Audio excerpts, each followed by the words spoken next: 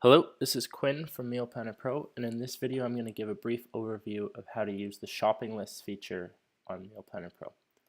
First, you can click shopping list to navigate to the shopping list page. What I'm going to do first is I'm going to add myself a new shopping list. So I'm going to scroll down to the shopping list section on the side and click create new list.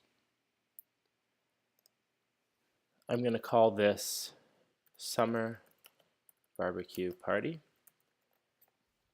Let's click create. Now that I've created a shopping list, I'm going to navigate to a recipe that's in my recipe box, these kebabs here. Any recipe that's in your recipe box will have an add to list button. So what that's going to do is it's going to allow you to add any of these ingredients to your shopping list. I'm going to click add to list. In this pop-up that comes up, you can update the servings accordingly. So let's say I need 8 servings of this, and that should double everything in this list. I'll click update. Everything's now been doubled.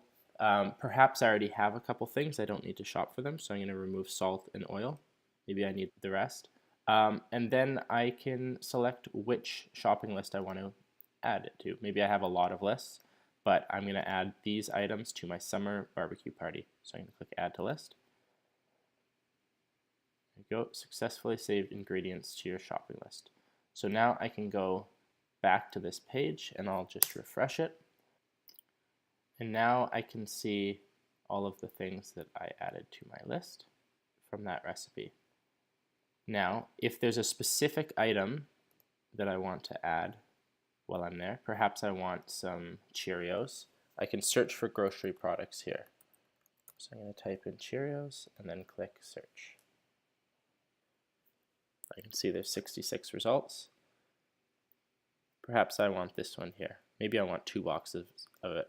So I'm going to update that to 2 and click add to list.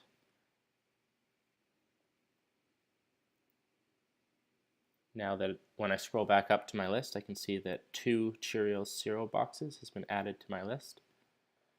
If I'm not sure exactly what kind of cereal, I can just type in cereal here, or I can search by aisle.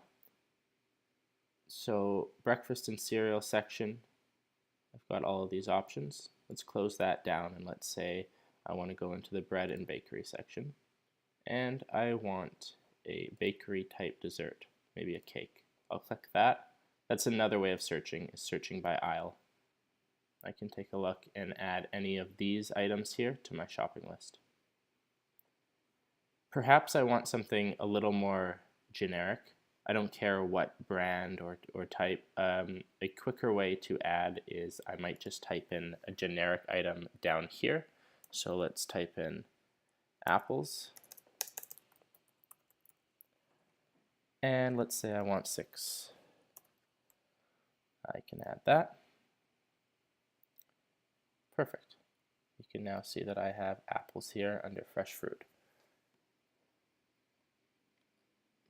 At this point, I'm going to show you just a few more features. You can click this to email the list to yourself or to anyone. Click this to have a printable view of your list. I can use the website and tick any items that I've already purchased. You can also click edit shopping lists.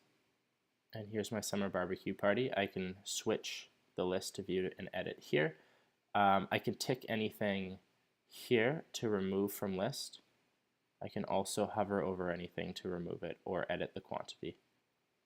I'm not going to show this last item in this video, but just note that if you go to the App Store, you can download a free Meal Planner Pro app, which will allow you to view any of your shopping lists on your mobile phone, which can be very useful. It'll allow you to not have to print your lists. You can just take your phone into the store and tick things off as you buy them. That should be everything for the shopping list.